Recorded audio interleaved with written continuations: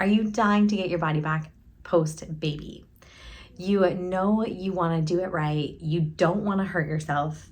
Well, I have the answers for you. I want you to stay tuned to this video, and I am going to walk you through a step-by-step program in order to make sure that you are able to safely get back to your fitness routine. Join me, I'm Dr. Allison Felt, author of best-selling book, Restore Your Body After Kids, The Secret to Avoid Peeing Your Pants and Achy Joints as You Age. And I'm going to take you through the step-by-step healing process in order to ensure that you are ready to get back to your exercise program. And we're gonna walk through a couple exercises to get you started on that path today. So any exercise program that you start after baby needs to start with a breathing program. The reason for that is that when you're pregnant with baby, your diaphragm, so your rib cage here, your rib cage here, expands, and the diaphragm lives under that rib cage. And so breathing is a really important part of the core and stimulator of the core. And it's going to help bring the diaphragm back and help close that rib cage. And it is the very top portion of the core. And so we start with breathing as a way to start stimulating the core and bringing back what's called the length tension relationship of the diaphragm, which will help bring back the rib cage and start to help you bring back your figure, your chest, your bust, whatever you want to call it. Okay, so it's the very first move that we're going to start to do. And yes, it's just breathing. It sounds simple as that, but it isn't. It's so important because it is the essential piece of the top of the core, just as important as the pelvic floor. So we are going to start with a diaphragmatic breath. So I'm going to have you join me here as we go into this diaphragmatic breathing in a laying down position. You can start to breathe in other positions when breathing becomes easy in this position. So let's get started here. The first phase of healing is going to be this breathing pattern. Okay, so we are ready to start our breathing. We are going to take a diaphragmatic breath, meaning that we're going to breathe into our lower abdominals, breathing in here, exhaling and letting it go. Inhale again. Exhale and let it go. We are driving the air into the abdominal region. Now, on this next breath pattern work, what I'm going to have you do is bring the air into the lower abdominal region first, and then we're going to bring it out into the rib cage. Okay, so we're going to inhale here, and then here, and then let it go here, and you can let everything go. So we're going to breathe here first, and then into the ribs, and you might feel this in your back as well, in the mid-back area where the ribs connect to the thoracic area. So we're going to breathe again. Inhale into belly, into ribs, exhale. Belly, ribs, exhale. Inhale belly, inhale ribs, exhale. We are going to draw this breath into helping open up pelvic floor. So even though you maybe just had a baby and you feel like your pelvic floor needs strengthening, in order to get any strength, we have to open the muscles up first and help reduce some of the compensation and tightness that is existing. So we are going to breathe here into our bellies. As we inhale, we're going to imagine vagina opening or anus opening with the inhale. Exhale. You get a natural recoil. Inhale, think about opening all the way to your anus or to your vagina. Exhale, you get a natural recoil. Inhale and open. Exhale, you get a natural recoil. Do this type of breathing 5 minutes every single day. This will be the pelvic floor breathing. And then you can alternate that breath pattern with doing the diaphragmatic breath and the lateral costal breath. You can combine all of that, what we just said. So it would look like this. You can go inhale into belly, opening vagina, opening anus. As I finish the belly breath, I try to get a little bit more inhale from the ribs. into the ribs, and then exhale, letting it all go, letting pelvic floor recoil. That is the first breath exercise. Okay, our next exercise is going to be to turn on our lower abdominals. Now, our lower abdominals sit between two hip bones, and it is really important that we start to activate our lower abdominals to help bring our pelvic bones back together.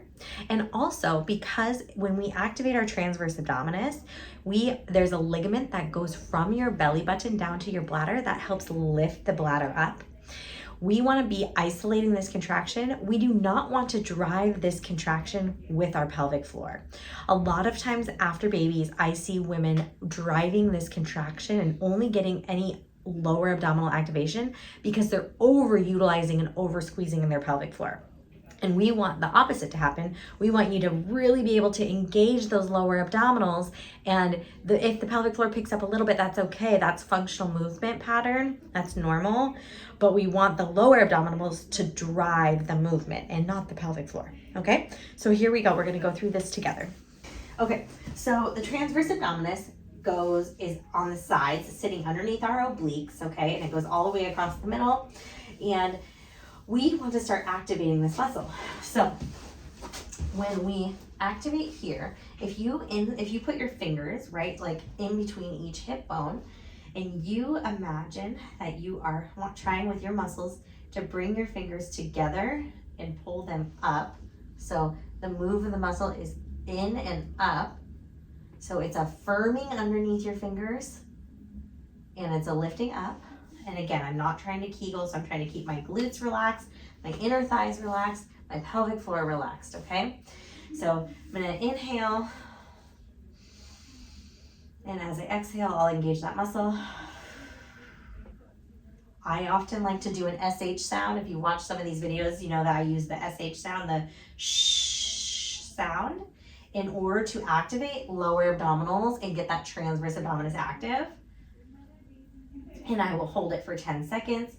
All the while I'm holding that, I'm actually thinking about releasing my anus, releasing pelvic floor, keeping that open as I'm stabilizing and contracting lower abdominals. After 10 seconds, I let it go.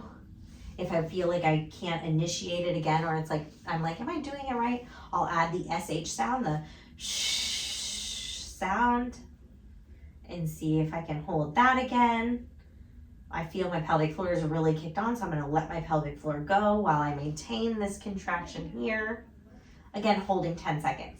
So you can do that for 10 seconds, 10 times, and that will help start to stimulate the lower abdominals. So you have 2 safe exercises now that you can start doing postpartum. You actually can start doing these right away postpartum. You don't have to wait until you're cleared at the 6-week mark to go back to exercises.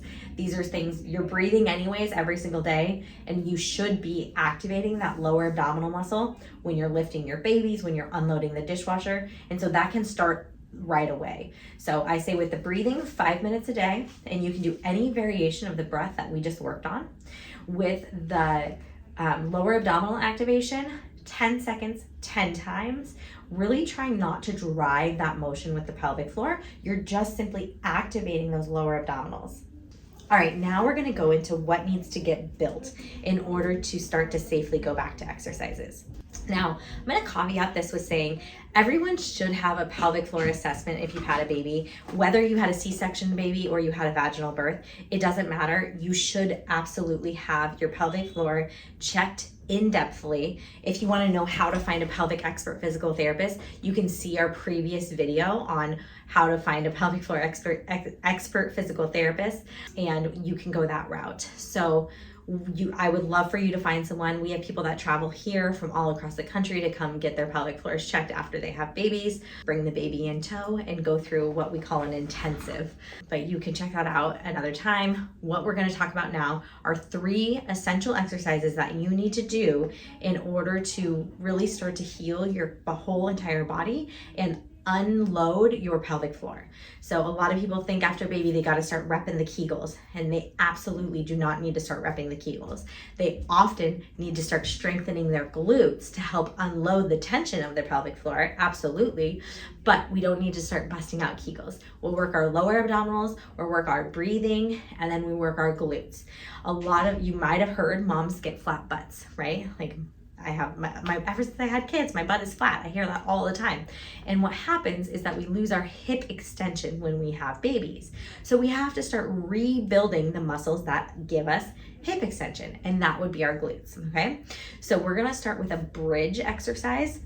With this bridge exercise, if you are still so new postpartum that you're having any locatia or you're still bleeding, which is called the locatia, we would not want you to do these bridges because it's going to be elevating of the pelvis, and we don't want to be elevating the pelvis if you're still bleeding. So we want to facilitate that leaving the body, right? So we are going to show you some bridge work that you can do in order to start stimulating your glutes. Here we go. So I'm in a laying down position. My arms can reach to my toes. That's gonna engage my lats. My TA, we've already talked about, is gonna activate. So I'm gonna engage that. And now I'm gonna keep my knees bent. I'm gonna push through my heels, and I'm gonna push my knees away from my body, activating my glutes as I come up. And then I'm lowering down here. Exhale, squeezing, squeezing, squeezing. TA is fired up. Making sure I'm getting as much as I can. Inhale on the way down. If you want to get your lats firing with this muscle, you can push your hands down towards your feet.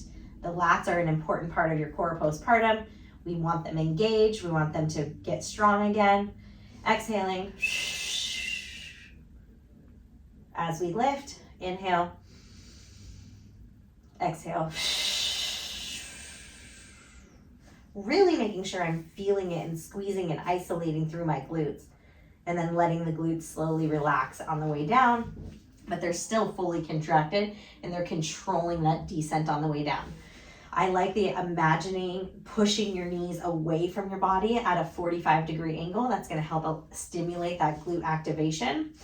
So that is one of the ways that you can start to activate your glutes, bringing back that hip extension, because as we lift up, we're getting hip extension. And so really we're just going to neutral, but we're asking the glutes to drive us there. So if you don't have hip extension yet, this is a good way to start activating the muscles to help drive hip extension. Now we are going to do our next exercise.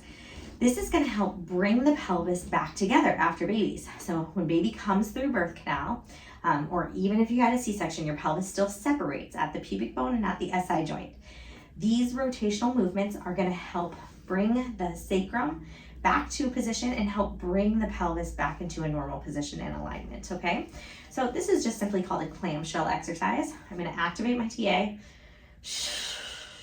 squeezing my heels together, lifting my knee to the sky, coming back down, and repeating that motion. Okay, so I'm just working these hip rotators. You can use a pillow under your head if you want. You can put a band above your knee to feel this more in your glutes. At the very top of the motion, squeezing the heels, feeling it in the glute itself, not trying to feel it too much on the front of the hip. We really want this to be on the backside. And so that would be your next glute exercise. So again, if you start doing these, this is gonna really help stabilize the pelvis. This is gonna be great, especially if you have any SI joint pain, but really good to help start stabilizing the body so you can be ready to go back into your fitness routine safely. So next exercise is gonna be the opposite motion of what we just did. So if this was a clamshell, this is gonna be a reverse clamshell, where we bring the heel up to the sky, bringing it down slowly, and TA activation, heel up to sky, bring it back down slow, keeping my TA on. I'm not trying to force this motion, I'm just controlling it slowly. This might be easier on one side versus the other, but you can just start to do repetitions here, and you'll want to repeat all of these exercises on the other side. Okay, today we just talked through some essential exercises to help get you on the path to healing and really start stabilizing your sacrum and your whole pelvis in order to make sure that you can safely go back to your exercise routine. Again, nothing can supplement working with a pelvic expert physical therapist who can check the entirety of the inside and outside of the pelvis and make sure that your body is healing fully, meaning that your organs are going back to their places, your scar tissue is dissipating, your linea alba, and if you have any diastasis recti is coming back together, and really just generating good tension is what we look for.